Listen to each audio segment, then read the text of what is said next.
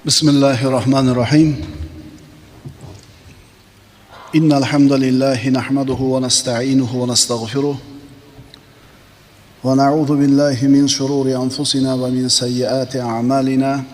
Man yahdihillahu fala mudilla lahu wa man yudlilhu fala hadiya lahu. Wa nashhadu an la ilaha illallah wahdahu la sharika lahu wa nashhadu anna Muhammadan abduhu wa rasuluh. Amma ba'd, assalomu alaykum va rahmatullohi ta'ala va barakatuh. Bismillahirrohmanirrohim.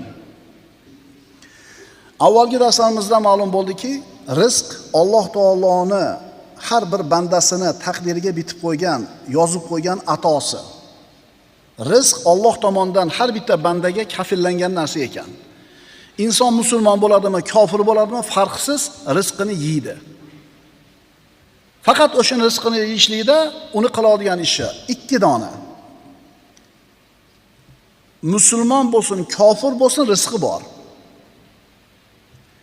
Rizqi keladi. Nima bo'lishidan qat'iy nazar. Chunki Jabroil alayhissalom payg'ambarimizga kelib aytibdilar-ki, nafs rizqini to'liq olmagunicha, ajali yetib kelmagunicha o'lmaydi. Rizqni talab qilishlikda chiroyli yo'l tutinglar.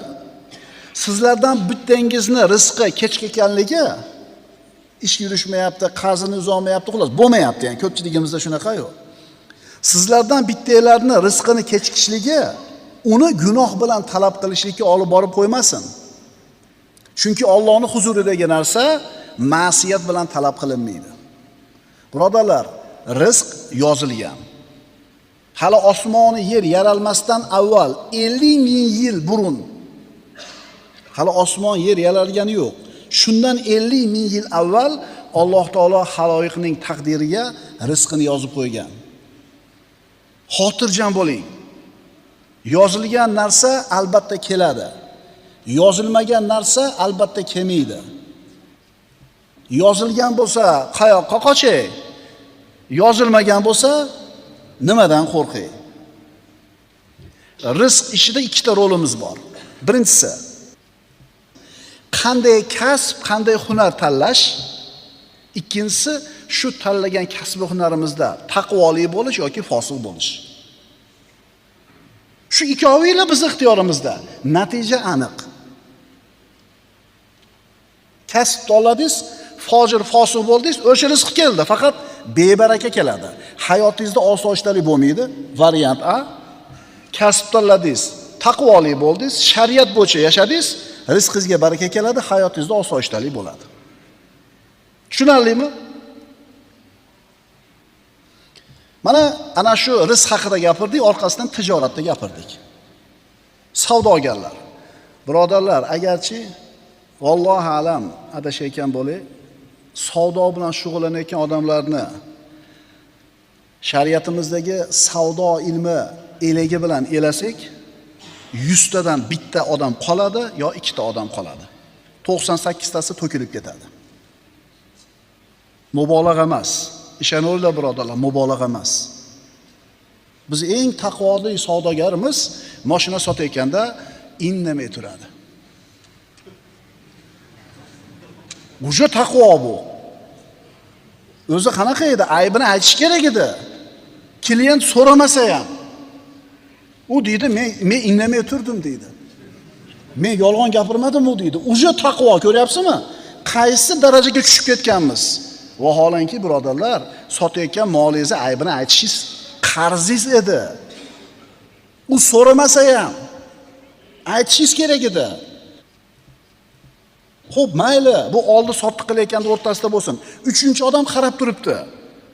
Mashinani sotyapti. Nariga odam so'rashi ahli yetmayapti. Bu aybini aytmayapti. 3-chi odam gunohkor bo'ladi. Shu aybini bilib turib aytib qo'ymasa. Agar bizni mashinamizni sotayotganimizda indamasdan taqvo qilib, bironta odam kelib bu manaqa aybi bor deb qo'ysa, 3-jahon urushi boshlanadimi? Ko'ryapsizlarmi, qaysi darajada bizni ahvolimiz savdodagi, savdo haqidagi tasavvurimiz? Domla kim una qilib savdo qiladi hozir? Ot iminda kim qiladi shuna qilib? Unaqa odam yo'q. To'ppa-to'g'ri aytyapsiz. Yo'q unaqa odam. O'shuning uchun baraka yo'q-da. rizqni nima ekanligini tushunib olsak, Alloh va payg'ambari aytgandek anglab qalbimizga joylab olsak, ishonavering, yolg'on ham gapirmaymiz ekan. Axloqimiz ham go'zal bo'lar ekan. Namozni ham vaqtida o'qiymiz ekan. Hiyla dayralar o'z-o'zidan yo'qolib ketar ekan. Asosiy muammoimiz bizni rizq haqidagi tasavvurimizni noto'g'riligida. Savdogarlarda ishlaridagi kamchiliklar, aldashlik. O'tgan darsimizda laysa minna man g'ashshana dedilar Rasululloh. Bizni aldagan, bizga firib qilgan odam bizdan emas dedilar. Birinchisi yolg'on.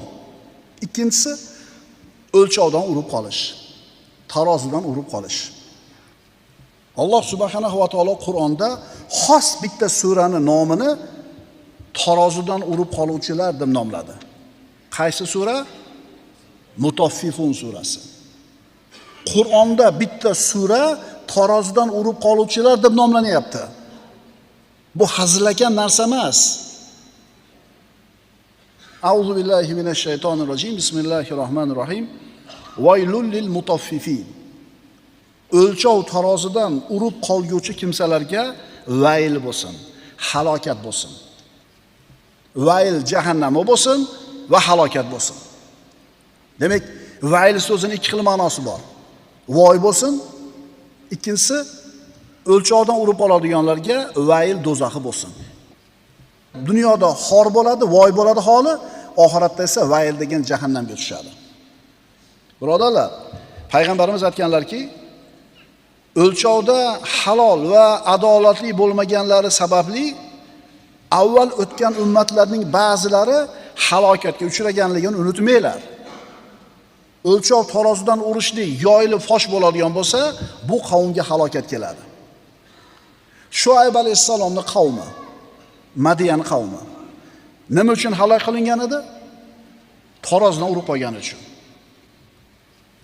Imom Hokim va Tabaroniy Abdulloh ibn Abbos roziyallohu anhudan rivoyat qilingan hadisda payg'ambarimiz aytadilar: o'lchovdan urib qolmaslar, nabototdan man qilinurlar va qahatchilik ila tutilurlar. Tarozidan urishlik, metrdan urishlik agar yoyilib ketadigan bo'lsa bir xalq mamlakat orasida yomg'ir yog'may qo'yadi. Ekin-tikin qurib ketadi, qahatchilik bo'ladi. Bunaqa tarozidan urishlik yoyilgan yurtda birodarlar baraka ko'tariladi, ocharchilik bo'ladi. Oyatning davomini o'qiymiz. Astagfirullah. Alladina idza iktalu alan nasi yastawfun va idza kaluhum aw wazanuhum yuhsinun. U tarozidan urib qoladiganlar shunaqa odamlarki, o'zlari bir narsani o'lchab olsa, aniq, to'g'ri qilib oladi. Endi o'zi o'lchab shu narsani boshqa birovga berayotgan paytda kam qilib beradigan kimsalar. Tarozi, o'lchov deganda faqat biz o'sha tarozi bilan metrni tushunmaylik. Bizning zamonimizda buni maydoni kengayib ketdi. Bu aqllar Allohni unutganidan keyin, rizq haqidagi tasavvuri noto'g'ri bo'lgandan keyin bu aqllar faqatgina tarozidan urish, odamlarning haqlarini qanaqa bir yo'li bilan urib qolishi haqida ishlaydigan bo'lib qoladi. Aql faqat shu narsaga ishlaydi. Va natija qanaqa? Insonda aqlini lol qoldiradigan darajada hiyla nayranglari bor. Shunaqa yo'l bilan boyiganlarni oxiri nima bo'lganligini qaranglar-da. Bunaqa g'irrom yo'l bilan pul topadigan odamlarga sezdirmasdan oson yo'l bilan boyiyapmiz deb o'ylaydi-yu, lekin oxiri voy. Shu dunyoni o'zida ham voy bo'ladi. Oxiratdagisi esa juda ham achinarli bo'ladi. Ehtimol bunaqa g'irrom bilan pul topayotganlar, odamlarning haqqini nohaqdan yeyotganlar dunyoda qo'lga tushmay qutulib ketar. Lekin bari bir kun o'ladimi ular ham? Alloh taolo aytayapti. Astagfirullah. Ala yadhunnu ulaika annahum mab'uthun li yawmin azim. Ular ulug' bir kunda hamma odamlar Robbil alaminning huzurida tik turadigan kunni borligini o'ylashmaydimi? Yawma yaqumun nasu li robbil alamin. Odamlar hammasi Robbil alaminning ro'parasida turadigan kunda borligini o'ylamaydimi ular? Yana qaytaramiz. Bu dunyoda hech kim sezmas. Sherigiz ham, shefiz ham, o'sha tekshirib keladigan tashkilotlar ham sezmas. Hammani oldarsiz. Lekin o'lmaysizmi? Birodarlar, faman ya'mal mithqala zarratin khayran yara va man ya'mal mithqala zarratin sharran yara. U qanaqa kun? Zarra vaznichalik yaxshilik qilsa ham ko'radi, zarra vaznicha yomonlik qilsa ham ko'radi. Bizi iymonimiz bu, bizi aqidamiz bu. Birodarlar, tarozdan urayotgan odam bandalarning haqqini urib qolyapti. Bizi ustimizda Allohning haqqi bor. Unga shirk keltirmasdan ibodat qilishimiz. Alloh azza va jalla qiyomat kunida bir mo'min bandasini olib kelib, amallarini o'ziga arz qilib, Karim zot xohlasa kechirib yuboradi. Namoz o'qimagan, roza tutmagan Allohning haqqi. Alloh xohlasa kechib yuboradi va kechadi, umid qilamiz. Alloh Karim zot. Ammo bandalarning haqqi bo'lsa, Alloh aralashmaydi. Siz savdoda birovda 50 gram haq o'tib ketdi, birovda 5 so'm zdachasi qolib ketdi. Bilmasdan qilgan bo'lsangiz, o'sha pulni ehson qilib olasiz, qutulasiz. Agar bilib turib, hunar qilib olib yegan bo'lsangiz, shu pulni.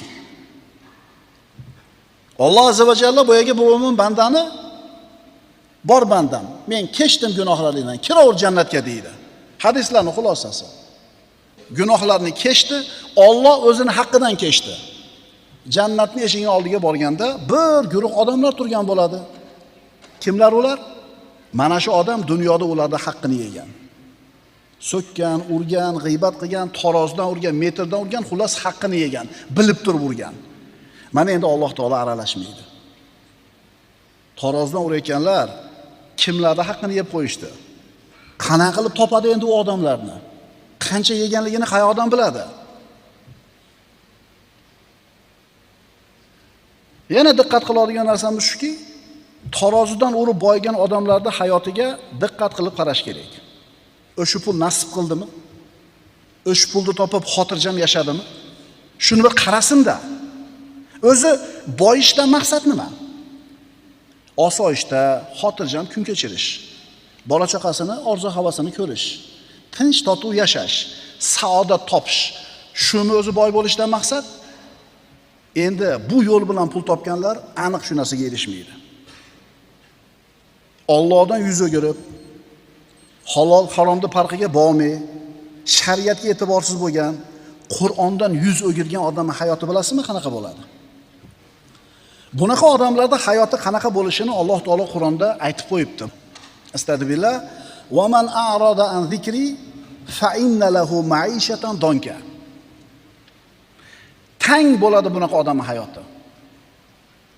Robbimiz aytayapti, kim meni eslatmamdan yuz o'girsa, ya'ni Qur'ondan yuz o'girsa, shariatdan yuz o'girsa, halol haromga parvo qilmasdan Allohdan yuz o'girsa, fa inna lahu ma'ishatan donka. Bas, albatta uning uchun tang, baxtsiz hayot bo'lur. Metrdan urishlik, shariatdan yuz o'girishlik. Allohdan yuz o'girgan insonning hayotini Alloh taolo tang va baxtsiz bo'ladi deyapti. Boy bo'lishi mumkin. Magazinlari, zavodlari bo'lishi mumkin. Ha, qo'lida katta, chaqasi katta bo'lishi mumkin, lekin hayoti tang bo'ladi. Endi tarozidan urish qanaqa ekanligini hammamiz bilamiz. Metrdan urib qolishlik qanaqa ekanligini hammamiz bilamiz. Ammo bizi davrimizga kelib, birodarlar, mana shu texnologiyalar rivojlangandan keyin tarozi o'lchov degan narsani yangilari paydo bo'ldi. Masalan, kilovat, vat deydi, litr, kub, kvadrat va hokazolar.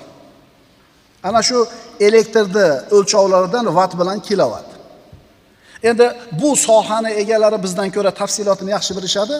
Men soddaroq qilib aytaman. Tarozidan urishning bitta yo'li. Bizda yo'q ekan-a?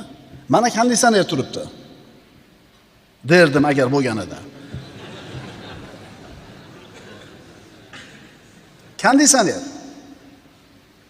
Bu sohani egalari mendan ko'ra tafsilotini yaxshi biladi.